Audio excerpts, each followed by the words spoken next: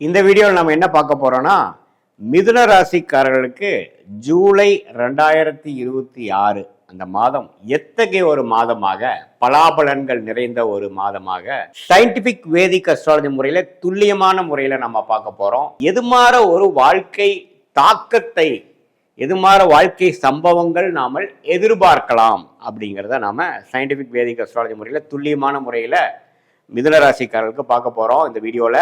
இப்ப பாருங்க, மிதுன ராசிக்காரர்களுக்கு 10ஆம் இடத்திலேயே ராஜயோகாதிபதி சனி நீடித்திருக்கிறார். இப்போ 10ஆவதுக்கு குருவின் பார்வை வேற பெற்றுவிட்டது. பிகாஸ் ஆஃப் த ஜூன் மாதம் நடந்த குரு பயிற்சி. ஜூபிட்டர் பார்த்தீங்கன்னா கடகத்துக்குள்ள வந்துட்டார். ஸோ கடகத்துக்குள்ள 9ஆம் பார்வையாக 10ஆம் வீட்டை பார்க்கும் பொழுது மிதுன ராசிக்காரருக்கு இன்னமே வாழ்க்கை, இன்னமே தொழில் மேன்மை, இன்னும் பெனிஃபிட் ஆகிற மாதிரி, இன்னும் ஸ்ட்ராங் ஆகிற மாதிரி, இன்னும் வேலையில ஸ்திரத்தன்மை ஆகிற மாதிரி, நல்ல குரோத் ஆகிற மாதிரி, இன்னும் ஃபோக்கஸ் அதிகமாகிற மாதிரி அமைப்புகள்லாம் கொடுக்குது. அதே சமயத்துல 2ஆம் இடத்துல குரு வரும்பொழுது வருமானம் அதிகமாகுது. 8ஆம் வீட்டை பார்க்கிறார், 6ஆம் வீட்டை பார்க்கிறார், 10ஆம் வீட்டை பார்க்கிறாருங்கிறப்ப பல வடிவில் பணம் வர மாற, ஒரே சோர்ஸ்ல வராம பல சோர்ஸ்ல வர மாற சில அமைப்புகளை கொடுக்குதுங்க. கடன் பெற்று ஏதோ ஒன்று வாங்கலாம், ஏன்னா 6ஆம் இடத்தை பார்க்கிறார், வர வேண்டிய பணம் வரும். ஸ்டாக் மார்க்கெட் அதுலாம் இன்வெஸ்ட் பண்ணிருந்தீங்க, அதுல ப்ராஃபிட் வரும். இது மாதிரி பல சோர்ஸ்ல வரக்கூடிய அமைப்புக்கு அந்த குருவின் சஞ்சாரம் கொடுக்கும். மற்றபடி ராகு 9ஆம் இடத்தில் இருக்கிறார், கேது 3ஆம் இடத்தில் இருக்கிறார். ஸோ ராகு மேல இருக்கிற குரு பார்வை இல்லை. அப்படிங்கிறப்ப அப்பா விஷயம் கொஞ்சம் கேர்ஃபுல்லா இருக்கணும்.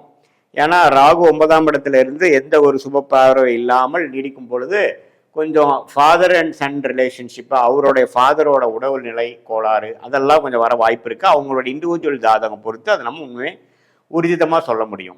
இப்படி இருக்கக்கூடிய அமைப்பு பொறுத்து ராசி அதிபதி எப்படி இருக்கிறாருன்னா, புதனே கடகத்துல ஒரு வாரம் இருந்து வக்ரமாக மிதுனத்துக்கே வருகிறார். ஸோ வக்ரமாக இருந்தாலும் ஆட்சி பலம் பெற்ற புதன் மிதுன ராசிக்காரர்களை நிறைய விஷயங்கள் ரீஎவாலுவேட் பண்ணி அவங்க செய்த கொண்ட வாழ்க்கை பயணத்துல என்னென்ன விஷயங்கள் அவங்க தவறா செய்தார்கள், என்னென்ன செய்யலாம், இன்னுமே என்னென்ன யுக்திகள் நாம நம்மளோட வாழ்க்கைக்கு வேணுங்கிற விஷயத்தை வகுத்துக்கலாம் அப்படிங்கிறதுலாம் நல்லா மூளை வேலை செய்யும். ஐடி, சாஃப்ட்வேர், டெக்னிக்கல் துறையில் இருக்கிறவங்களுக்குலாம் நல்ல மேன்மையை எதிர்பார்க்கலாம். நல்லா வாழ்க்கையில ஜெயிக்கிறதுக்கு என்ன வழியோ அதெல்லாம் யோசிக்கக்கூடிய அமைப்புகள், மாணவ செல்வர்கள் நல்லா சிரத்தையா படிக்கக்கூடிய அமைப்பு.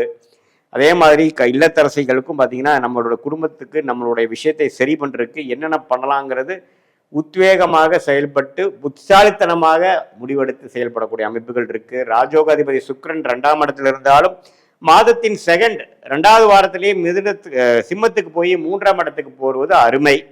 ஸோ நல்ல முயற்சிகள், நல்ல ஒரு யோகங்கள் எல்லாம் கொடுக்கக்கூடிய அமைப்புகள் கண்டிப்பா இருக்கு. அதே சமயத்துல செவ்வாய்ங்கிற கிரகம் 12ல இருந்து 6 பார்க்கிறார்.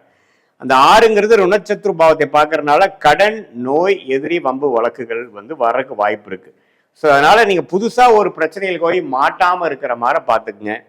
கொஞ்சம் பொறுமையா போகக்கூடிய அமைப்பா பார்த்துக்குங்க. ஏன்னா புதுசா ஒரு சின்னதா நம்ம ஒரு சண்டை எழுப்புறோம்னா அது பெரிய வழக்கா போகிறதுக்கு வாய்ப்பு இருக்கு. உடல் உபாதைகள் கொஞ்சம் சின்னதா இருக்கேங்கிறது லைட்டா எடுத்துக்காதீங்க. அதுக்கு உடனே அதுக்கு வேணுங்கிற ட்ரீட்மெண்ட் எடுத்துக்கங்க. ஏன்னா அதே கொஞ்சம் டிசீஸ் வளர்றதுக்கு வாய்ப்புகள் உண்டு. அதே மாதிரி கடனை அடைப்பதற்கு ஒரு கஷ்டப்பட வேண்டியதா இருக்கும். ஸோ இந்த 6ஆம் இடம் வலுக்கக்கூடாது. இந்த மாதம் முழுவதும் 6ஆம் இடத்திலேயே 6ஆம் வீட்டையே 12ஆம் வீட்டில இருந்து செவ்வாய் பார்க்கறது அது ஒண்ணுதான் ஒரு குறையாக இருக்கிறது. ஸோ மற்றபடி பார்த்தீங்கன்னா மற்ற கிரகத்தோட சஞ்சாரம் எல்லாமே பாசிட்டிவா இருக்கு. ஸோ மிதுன ராசிக்காரங்களே பேசிக்கலாவே ஓரளவுக்கு புத்திசாலிகளாகவும் சமயோஜிய புக்தினால, பேச்சு திறமையினால, அறிவுனால வாழக்கூடிய அந்த மிதுன ராசிக்காரர்கள் இந்த அசால்ட்டா சில விஷயங்களை விட்டுறக்கூடாது. ஏன்னா செவ்வாய் பலமா 6ஆம் வீட்டையே பார்க்கறதுனால அந்த ருணச்சத்ரு பாவம் அடுத்திருக்கிறதுனால அந்த உடல், ஃபினான்ஷியல், அப்புறம் நம்மளுடைய வம்பு வழக்குகள், இந்த 3க்கு மட்டும் கொஞ்சம் கேர்ஃபுல்லா இருக்கணும். மற்றபடி செவ்வாய் திசை, செவ்வாய் புக்தியெல்லாம் போகாதவங்களுக்கு பாதிப்பு கம்மியாக தான் இருக்கும், பிரச்சனை இல்லை. ராசி அதிபதியே ராசியிலேயே மாதம் ஓரளவுக்கு 90% ஆஃப் த மாதம் ராசிக்குள்ளேயே இருக்கிறதுனால நாம என்ன நினைக்கிறோமோ அதை செய்யக்கூடிய அமைப்புகள் கண்டிப்பாக உண்டு. நல்ல லாபங்கள் வரக்கூடிய அமைப்புகள் இருக்கு. சில பிரச்சனைகள் தீர்த்துக்குள்ள ஒரு அருமையான ஒரு டைம், பல மாதமா ஒரு பிரச்சனை போயிட்டு இருக்கிறது இந்த மாதம் நான் தீர்த்துக்கிட்டேன் அப்படிங்கிற மாதிரிலாம் கொடுக்கக்கூடிய அமைப்புகள் இருக்கு.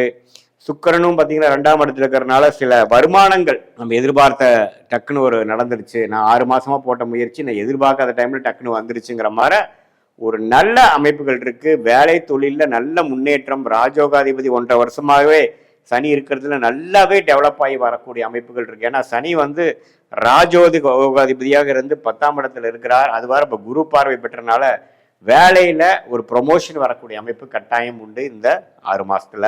அது குறிப்பா அதுக்கு வேணுங்கிற ஃபவுண்டேஷனாக ஜூலை மாதமாக உங்களுக்கு அமையும். ஸோ சூரியனும் ராசிக்குள்ள இருந்து இப்போ 2ஆம் இடத்துக்குள்ள வர்றதெல்லாம் வந்து நல்ல ஒரு விஷயம்தான். ஸோ எப்படி பார்த்தாலும் மிதுன ராசிக்கு ராசி அதிபதி பலமா இருக்கிறனாலையும் ராஜயோகாதிபதி 10லேயே நீடித்து இருக்கிறனாலையும் குருவின் பார்வையும் அவர் பெறனாலையும் அந்த குருவின் பார்வை 6, 8, 10 பார்க்கறதுனால பல வடிவுள்ள பணமும் வரவேண்டிய பணம், எதிர்பார்க்காத பணம், lottery, share market, stock market, அது மாதிரி விஷயத்துல சில பாசிட்டிவான விஷயங்கள் நம்ம எதிர்பார்க்கக்கூடிய ஒரு மாதமாக ஜூலை மாதம் 2026 மிதுன ராசிக்காரர்களுக்கு இருக்கு.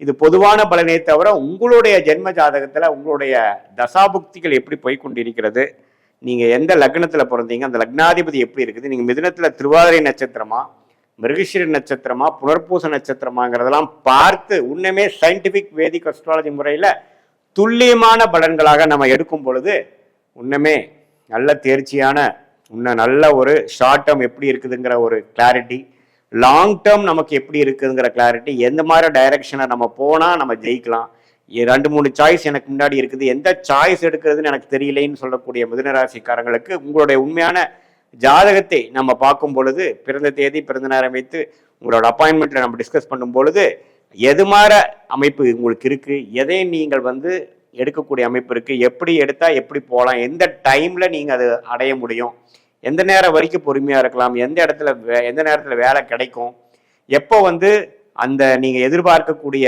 அந்த குழந்தை பெறுவா இருந்தாலும் சரி, கல்யாணமா இருந்தாலும் சரி, ஒரு வெளிநாடு வாய்ப்பா இருந்தாலும் சரி, வரவேண்டிய பணமா இருந்தாலும் சரி, உடம்பு சரியில்லாம இருக்கிறது உடம்பு எப்போ சரியாகுங்கிறதா இருந்தாலும் அந்த டைம் லைன்ஸை துல்லியமாக தசா, புக்தி, அந்தரம், சூக்ஷமம். தசா பார்த்தீங்கன்னா ஒரு 10 வருடம் அது மாதிரி பேசலாம்.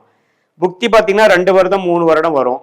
அந்தரம் பார்த்தீங்கன்னா மாத கணக்கில் வரும், சூக்ஷமா வார கணக்கில் வரும். அதை வைத்து நாம பார்க்கும் பொழுது நீங்க கொடுக்குற நேரம் துல்லியமாக இருக்கும் பட்சத்தில் என்ன அடுத்த வரக்கூடிய விஷயங்கள், லாங் டேர்ம் என்ன, ஷார்ட் டேர்ம் என்ன, இந்த சயின்டிபிக் வேதிக் அஸ்ட்ராலஜி மூலமா நம்ம என்ன கிளாரிட்டி நமக்கு வரும், நம்மளோட பாஸ்ட் லைஃப் வந்து மேட்ச் ஆகுதா, பாஸ்ட்ல ஒரு நம்ம சொல்லக்கூடிய அந்த பலன்கள் மேட்ச் ஆகுதா, இம்மிடியேட் பாஸ்ட் எப்படி இருந்தது, இப்ப கரண்ட் பிரசன்ட் எப்படி போகுது, அடுத்த வரக்கூடிய ஷார்ட் டேர்ம் ஃபியூச்சர் அந்த லாங் டேர்ம் ஃபியூச்சர் எப்படி இருக்குதுங்கிறதெல்லாம் துல்லியமாக பார்த்து அதுக்கு தகுந்த மாதிரி முடிவுகளை நம்ம எடுக்கும் பொழுது வாழ்க்கையில் எளிதில் நம்மளுடைய குறிக்கோள்களை அடைந்து வாழ்க்கையில் வெற்றி பெற முடியும் என்று சொல்ல விரும்புகிறேன். மீண்டும் மற்றொரு காணொலியில் சந்திப்போம். நன்றி, வணக்கம்.